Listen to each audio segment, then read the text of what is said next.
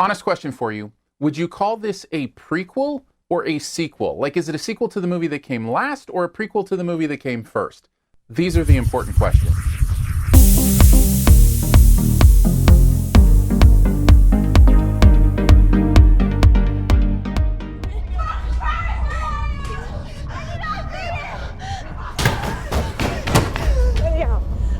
Worm's coming.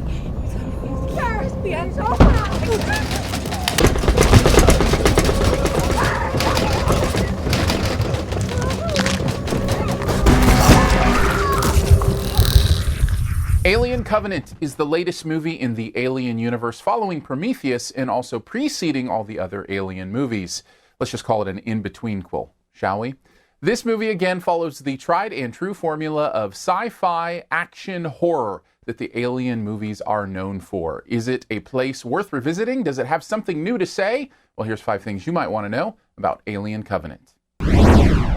I think I like this one a little bit more than I liked Prometheus. Now, it's not a great movie, and we're going to go into the details. In fact, I found a lot of the positive and negatives to be the same as I felt with Prometheus. For Alien fans, I think it's right up your alley. Here's number 1. It's gorgeous. I think this movie is beautiful to look at. It's beautifully shot. This is obviously a director and a director of photography who understand how to tell a story with visual images. It is spectacular and totally worth seeing on the big screen. Another reason to see this movie, Michael Fassbender. He was great in Prometheus, and he's great here, pulling double duty, kind of his Winklevoss twins moment here, playing 2 characters. And he does it so well. He does some subtle things with what he does with these characters that are brilliant because it allows you to understand them completely, fully as individualized characters. I just think it's a phenomenal performance. Everybody around him is good too, but honestly, I think he makes them better. He's performing so well that everybody is living up to his version of this world in his performance in this world, and I think it serves the movie very well.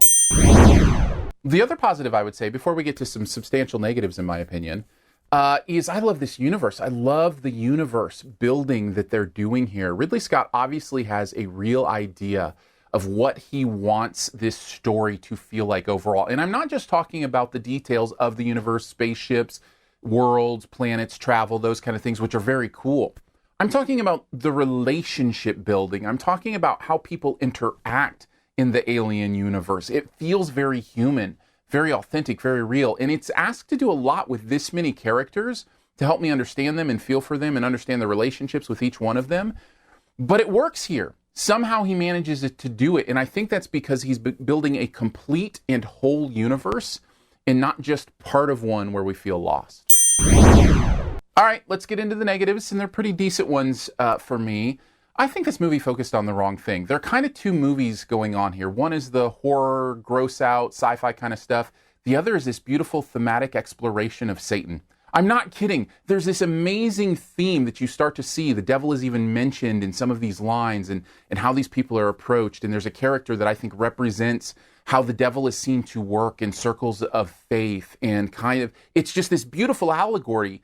But they don't spend any time exploring it. They leave it behind. They get so distracted by wanting to get to the next gross out kill or the next thing that's coming up in that reign that I feel like they leave behind some real exploration of beautiful themes.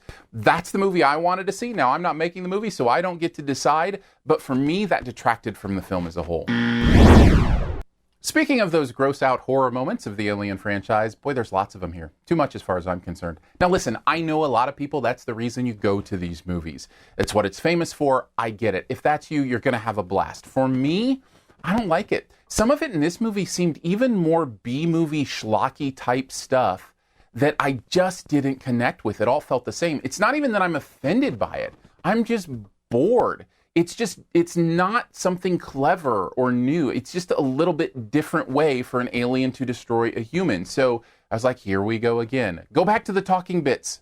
Those are the parts I like. It's like the reverse of most action movies. Overall, Alien Covenant is one of those movies that I think will appeal directly to the fan base in some really cool ways. But for me, focused a little bit too much on the gore and not enough on the stuff I like. So I had to give it a B-. Thanks for checking out this Your Movie Friend review. We'll get to the best ever challenge here in a bit. Before we do, let's connect. Hit me up on Twitter at Aaron Dicer. You can follow me there. We'll have some movie conversations. You can also subscribe to the podcast, SiftPop, SiftPop. We have a great time doing that. You can also, if you like, support this channel on YouTube through Patreon. Patreon.com/yourmoviefriend. Thank you so much for doing that. I've been very humbled by the response to that. Thanks for keeping this little project going and building this community. All right, on to the best ever challenge, where you name the best movie ever in a particular category. Also try to identify my choice. What is the best Ridley Scott movie ever? There are some good ones in this category. For me, I have to go with the one that will echo through eternity. That's kind of a dead giveaway. But first person to get it right does get a point. Feel free to throw your choice in there as well. I'd love to see it. And as always, I'll give you a few extra seconds here to hit subscribe. You can click the logo right down in this corner. Or once I clap, you can click on the big circle face.